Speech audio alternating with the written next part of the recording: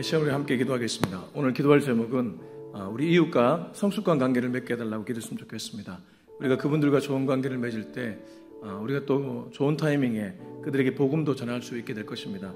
하나님께서 붙여주신 그들과 정말 성숙한 관계, 좋은 관계를 맺어서 그들을 주님의 품으로 돌리게 해달라고 우리 이웃과 좋은 관계 맺게 해달라고 기도하겠습니다. 기도하시겠습니다. 하나님 아버지, 이 시간 주님 앞에 엎드립니다. 하나님께서 우리 교회를 이 대치동에 세워주실 때는 분명한 이유와 목적이 있는 줄로 믿습니다. 하나님, 옆집에 있는 우리 한 사장님, 또 육 사장님, 그리고 마루 사장님, 1층의 대교 미디어 사장님까지 한 분 한 분과 더욱 친밀해질 수 있도록 도와주시고, 아버지 하나님 오메가며 인사도 잘하고 그들과 좋은 관계, 성숙한 관계, 원만한 관계를 맺어갈 수 있기를 원합니다. 먼저 배려하고 먼저 섬길 수 있도록 도와주시고, 하나님 그래서 때가 이름에 그들에게 복음을 전할 수 있는 그런 타이밍을 허락하여 주시옵소서. 하나님이 가장 기뻐하는 것은 한 영혼이 주님께로 돌아오는 일인 줄로 믿습니다. 오늘도 그들을 주님의 품으로 돌리기 위해 정말 애를 쓸 수 있기를 합니다. 말 한마디라도 따뜻하게 할 수 있도록 도와주시고, 세워주는 말, 격려하는 말, 위로하는 말을 할 수 있도록 도와주시며, 그들의 아픔과 눈물이 무엇인지를 볼 수 있는 눈과 귀를 허락하여 주시옵소서. 하나님 아버지, 이 시간에 주님 앞에 엎드립니다. 주님, 오늘도 한 영혼을 주님의 품으로 돌리기 위해 이웃과 좋은 관계를 맺을 수 있기를 합니다. 하나님께서 교회를 이곳에 세워주실 때는 분명한 이유가 있는 줄로 믿습니다. 아버지께서 세워주신 이 교회, 아버지 대치동 일대에 복음을 전하기 위해 애쓰게 하시고, 주변 이웃들과 정말 좋은 관계를 맺고 그들에게 때가 이름에 복음을 전해 그들을 주님의 품으로 돌릴 수 있는 저와 우리 교회가 되게 하여 주시옵소서. 그렇게 일하실 하나님을 기대하며 이 모든 말씀 예수님의 이름으로 기도합니다. 아멘. 네, 하나님 말씀은 우리 에베소서 6장 10절에서 마지막 절인 24절까지인데요. 읽기는 21절에서 24절을 읽고 말씀은 전체를 나누겠습니다. 에베소서 6장 10절에서 24절까지인데요. 읽기는 21절에서 24절 읽고 말씀은 전체를 나누겠습니다. 21절 시작. 나의 사정 곧 내가 무엇을 하는지 너희에게도 알리리 하노니, 사랑을 받은 형제여, 주 안에서 진실한 일꾼인 두기고가 모든 일을 너희에게 알리리라. 우리 사정을 알리고 또 너희 마음을 위로하기 위하여 내가 특별히 그를 너희에게 보내었노라. 아버지 하나님과 주 예수 그리스도께로부터 평안과 믿음을 겸한 사랑이 형제들에게 있을지어다. 우리 주 예수 그리스도를 변함없이 사랑하는 모든 자에게 은혜가 있을지어다. 아멘. 네, 어제 제가 공문 하나 받고 굉장히 당황하게 되었습니다. 몇몇 분에게는 그 공문을 이렇게 공유해드렸는데 여기 옆에 옥상 주차장을 주차하지 못하게 되었다는 그런 공문이었습니다. 처음에 그 공문을 봤을 때는 엄청 당황스럽고 그리고 기분이 별로 좋지도 않았습니다. 그런데 나중에 자초지종을 다 듣고 나니까 그런 이유가 있었구나 라는 생각을 갖게 되었습니다.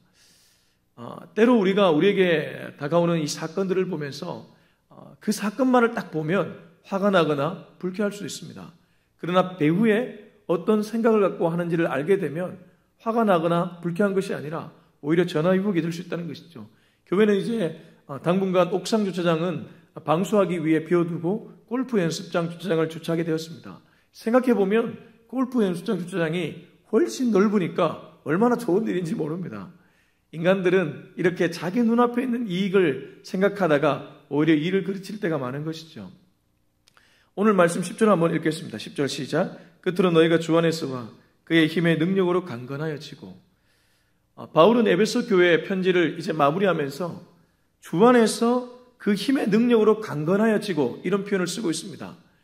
그리스도인에게 힘이 있다면 그건 주님의 힘과 능력이 되어야 된다는 것입니다.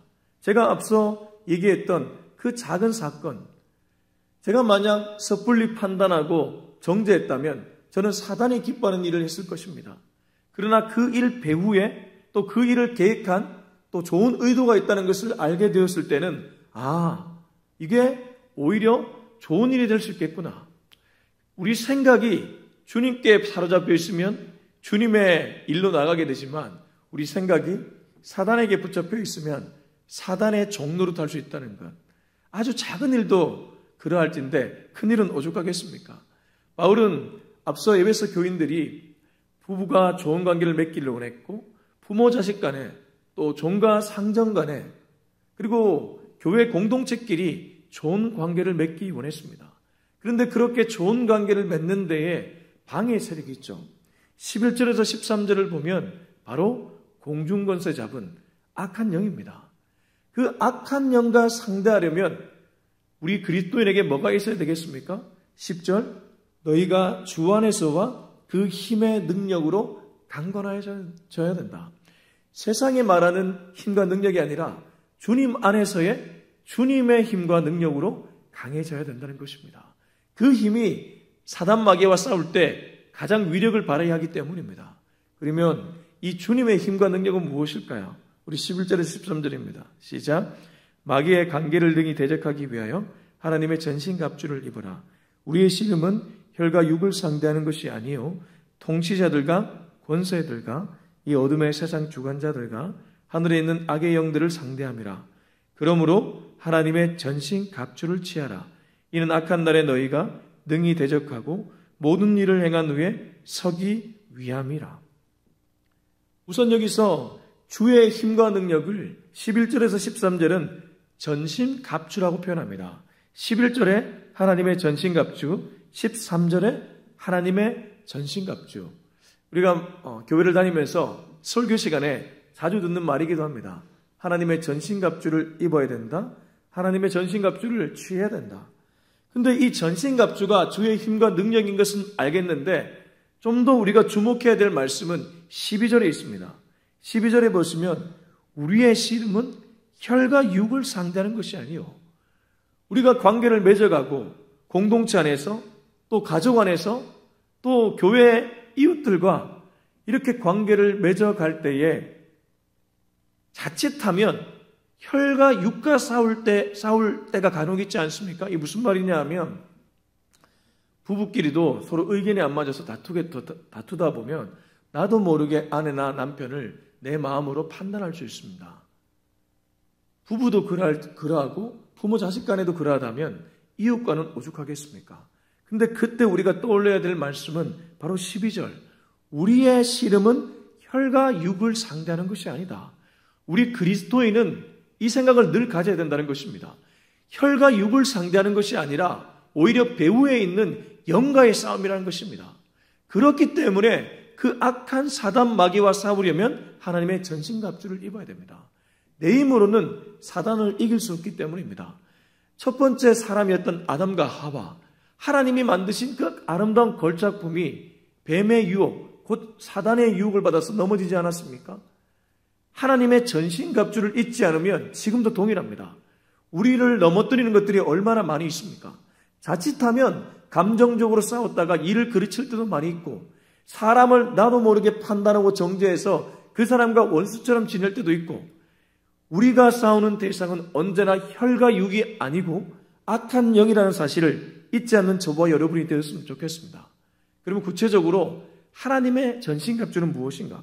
14절에서 18절입니다. 시작. 그런즉 서서 진리로 너희 허리띠를 띠고 의의 호신경을 붙이고 평안의 복음이 준비한 것으로 신을 신고 모든 것 위에 믿음의 방패를 가지고 이로써 능히 악한 자의 모든 불화살을 소멸하고 구원의 투구와 성령의 검 곧 하나님의 말씀을 가지라. 모든 기도와 간구를 하되 항상 성령 안에서 기도하고 이를 위하여 깨어 구하기를 항상 힘쓰며 여러 성도를 위하여 구하라. 자, 우리가 유명한 그 7가지의 전신갑주가 나옵니다. 아니 왜 7가지인가? 6가지 아닌가? 저는 이 에베소서 6장의 하나님의 전신갑주는 7가지라고 생각합니다. 첫 번째는 무엇입니까? 14절에 진리의 허리띠입니다. 두 번째는 무엇입니까? 동일하게 14절에 나오는 의의 호심경입니다. 세 번째는 무엇입니까? 15절에 나오는 평안의 복음의 신발입니다. 네 번째는 무엇입니까? 16절에 나오는 믿음의 방패입니다. 다섯 번째는 무엇입니까? 17절에 나오는 구원의 투구. 여섯 번째는 무엇입니까? 또 동일하게 17절에 나오는 성령의 검, 곧 하나님의 말씀입니다. 자, 진리의 허리띠, 의의 호심경, 평안의 복음의 신발, 믿음의 방패, 구원의 투구, 그리고 성령의 검. 이게 전신갑주라는 것이죠. 여기까지 6가지입니다. 우선 7번째를 말하기 전에 이 6가지를 우리가 좀 더 촘촘하게 살폈으면 좋겠습니다. 놀라운 것은 이 6가지의 전신갑주가 한 분에게로 기결된다는 것입니다. 진리의 허리띠. 여러분, 진리가 누구십니까? 내가 곧 길이요 진리요 생명이니 나로 말미암지 않고는 아버지께로 갈 자가 없다고 말씀하신 분이 누구입니까? 예수 그리스도입니다. 진리는 바로 예수 그리스도라는 것이죠. 세상이 말하는 그 진리가 아니라 하나님이 말하는 진리는 예수님이라는 것입니다. 곧 진리의 허리띠는 예수님으로 허리를 매는 것을 얘기합니다. 자, 의의 호심경. 우리에게 의가 있습니까? 로마서 말씀은 이렇게 기록되어 있습니다. 의인은 없나니 하나도 없다. 인간이 의로워봤자 아주 티끌만큼 의로울 뿐입니다. 정말 그렇지 않습니까? 어제 의롭더라도 오늘 의롭지 않은 것이 인간들이고, 오늘 아침에 의롭더라도 오늘 밤에는 의롭지 않은 것이 인간들입니다. 그리고 의라는 것이 상대적으로 보면 누구의 의가 더 낫다고 말하기도 어렵습니다. 우리가 진짜 의롭다는 것은 결국 예수님이 다 이루신 의, 하나님이 말씀하신 그 명령을 십자가에서까지 다 지키시고 다 이루었다고 말씀하신 그 온전한 의, 그 의를 믿을 때 우리에게 의의 호심경이 생기게 되는 것이죠. 그렇습니다. 두 번째, 의의 호심경도 예수님께로 기결됩니다. 세 번째, 평안의 복음의 신발. 여러분, 복음이 누구입니까? 복음이 무엇입니까? 헬라어로 유앙겔리온, 영어로 굿뉴스, 가스펠. 결국 좋은 소식을 가리키는데, 이 좋은 소식은 일반적으로 말하는 내 일이 잘 풀리고 내 자녀가 잘 되고 사업이 잘 되고 그런 게 좋은 소식이 아니고, 성경이 말하는 진짜 좋은 소식은 예수님이 십자가에서 죽으심으로 그의 보혈의 능력으로 말미암아 인간들이 구원받고, 그분이 3일 만에 부활하심으로 말미암아 인간들이 나중에 영생을 얻게 되는 것. 바로 그게 인류를 구원한 가장 좋은 소식 아니겠습니까? 평안의 복음의 신발도 예수 그리스도입니다. 네 번째, 믿음의 방패. 여러분, 우리가 믿는 믿음의 대상이 누구입니까? 그리고 그 믿음을 선물로 주시는 분이 누구입니까? 방패라는 것은 보호해 주는 것 아닙니까? 믿음으로 우리를 보호해 주신 분이 누구입니까?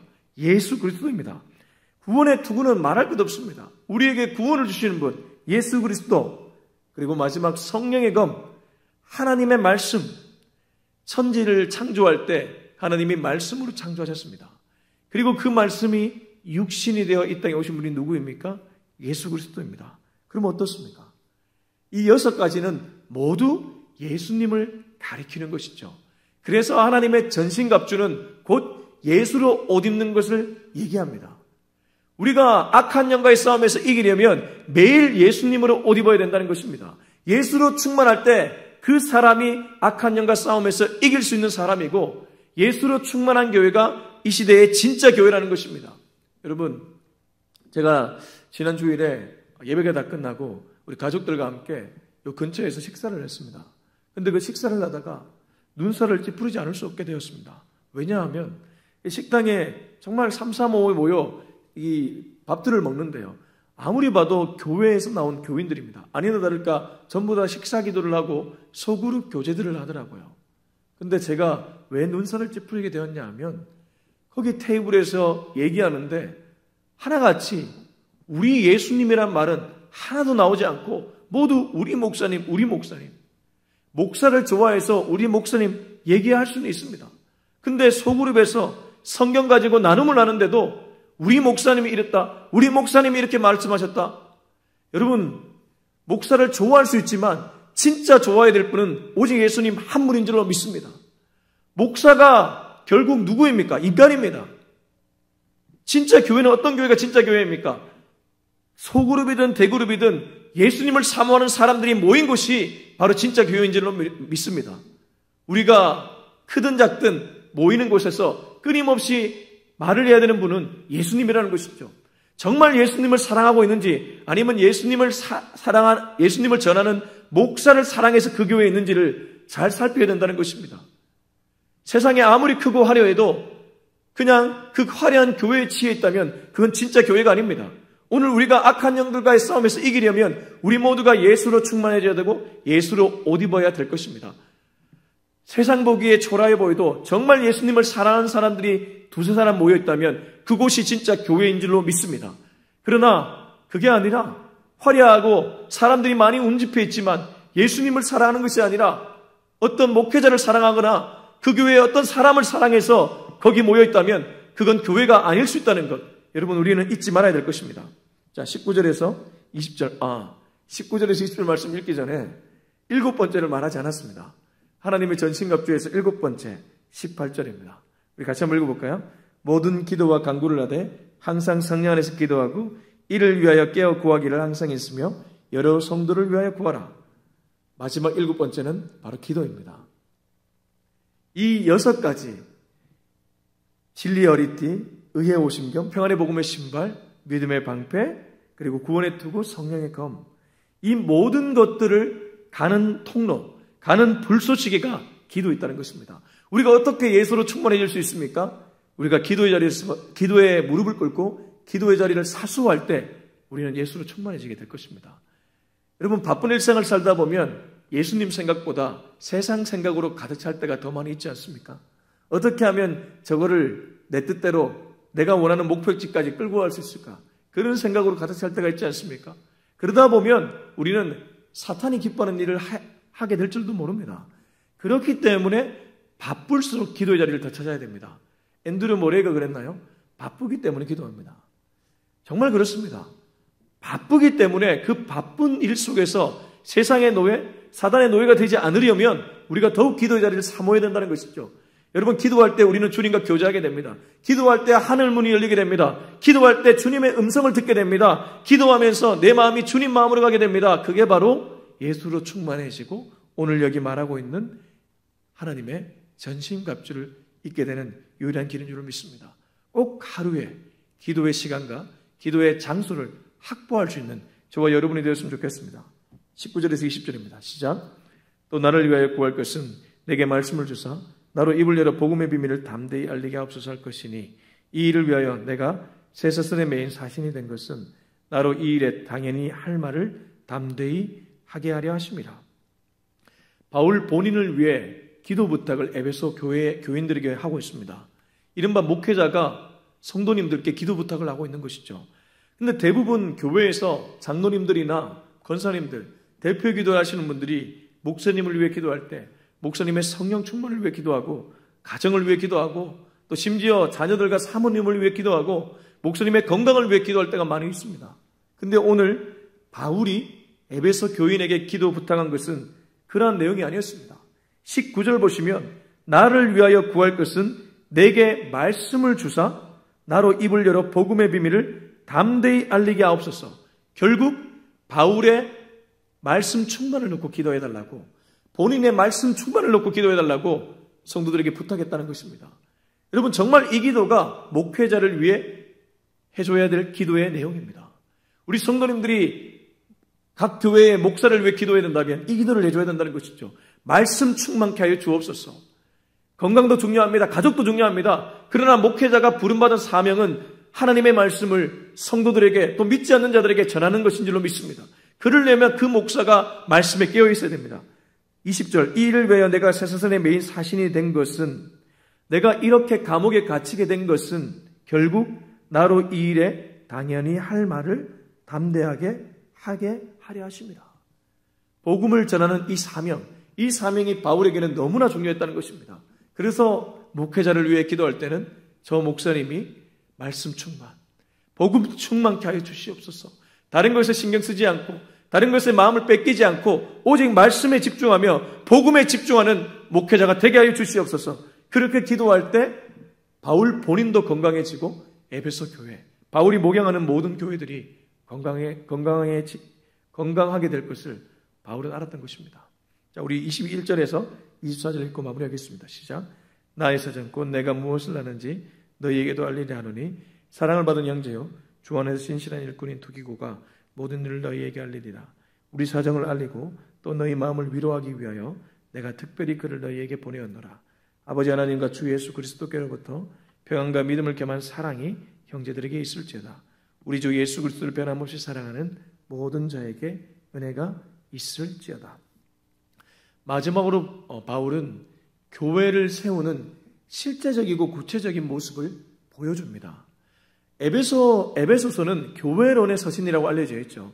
그래서 바울은 앞서 이 에베소서를 교회와 관련된 메시지로 계속 흘려보냈습니다. 관계도 결국 공동체는 이렇게 세워져야 된다. 부부관계, 부모 자식 간의 관계, 종과 상전의 관계, 그리고 하나님의 전신갑주를 입고 악한 영의 공격에서 교회를 지켜내야 된다. 이런 메시지를 흘려보낸 후에 바울은 오늘 실제적으로 어떻게 교회를 세우는지를 보여주는데 두기고라는 사람을 세웁니다. 근데 이 사람을 세우는 이유가 무엇입니까? 22절, 우리 사정을 알리고 또 너희 마음을 위로하기 위하여 내가 특별히 그를 너희에게 보내었노라.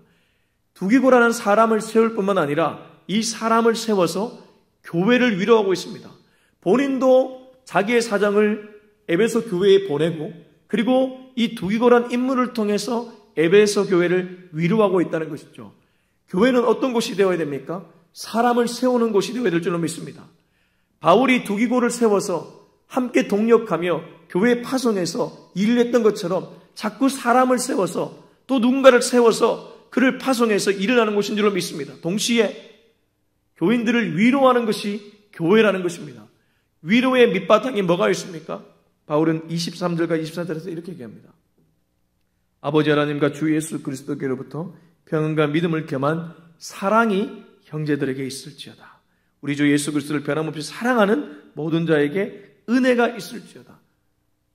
결국 위로하는 그 위로의 메시지, 그 밑바탕에는 사랑과 은혜가 있다는 것입니다. 바울은 사랑과 은혜가 교회를 끌고 가는 힘임을 잘 알고 있었습니다. 진짜 교회는 어떤 곳입니까? 예수로 충만한 곳이 진짜 교회입니다. 예수로 충만한 사람들은 어떤 사람들입니까? 사랑과 은혜가 충만한 사람들인 줄로 믿습니다. 어떤 교회 가면 냉랭하게 짝이 없습니다. 그건 정말 예수님을 깊이 묵상하지 않아서 그렇습니다. 예수님을 깊이 묵상하면 그 공동체에는 사랑이 흘러가게 되어 있습니다. 바울이 두기고를 세우고 두기고를 통해 에베소 교회를 위로하려고 했던 이유는 사랑이 밑바탕에 있었기 때문입니다. 그리고 그들에게 사랑을 알려주기 위해서이기도 합니다. 믿음을 겸한 사랑이 형제들에게 있을지어다. 그리고 모든 자에게 은혜가 있을지어다. 주님으로부터 말미암은 은혜, 주님이 우리에게 주신 그 은혜, 이 은혜가 공동체에 흘러가기를 원했던 것이고 그게 교회를 끌고 가는 힘이라고 바울은 얘기하고 있었던 것입니다. 바라기는 저와 여러분이 딛고 있는 이 공동체, 이 교회가 사랑과 은혜의 힘으로 꽉 찰 수 있기를 예수님의 이름으로 축복합니다. 우리 기도하시겠습니다. 이 시간 기도하실 때 주님, 정말 악한 영과의 싸움에서 우리가 지지 않기를 원합니다. 혈과 육을 상대하지 않도록 도와주시고 정말 하나님의 전신갑주 곧 예수로 충만해져서 이 악한 영들과의 싸움에서 이기게 하여 주시옵소서. 뿐만 아니라 주님, 우리의 밑바탕에 사랑과 은혜가 충만할 수 있기를 원합니다. 주님의 사랑, 주님의 은혜로 충만한 우리 모두가 되게 하여 주시옵소서. 우리 다같이 이 기도 제목으로 통성으로 기도하시겠습니다. 하나님 아버지 감사합니다. 오늘 이 메시지를 통해 우리가 공동체를 어떻게 건강하게 세워가야 되는 것을 알게 되었습니다. 주님, 적어도 우리가 싸워야 될 대상은 절대 혈과 육은 아닙니다.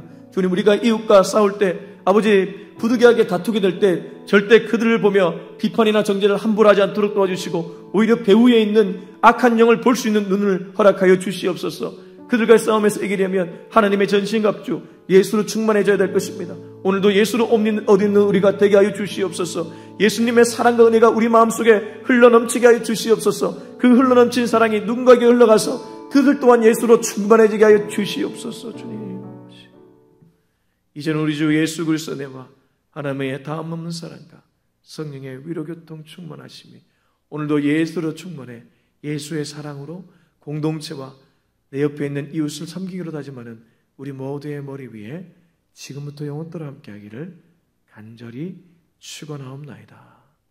아멘.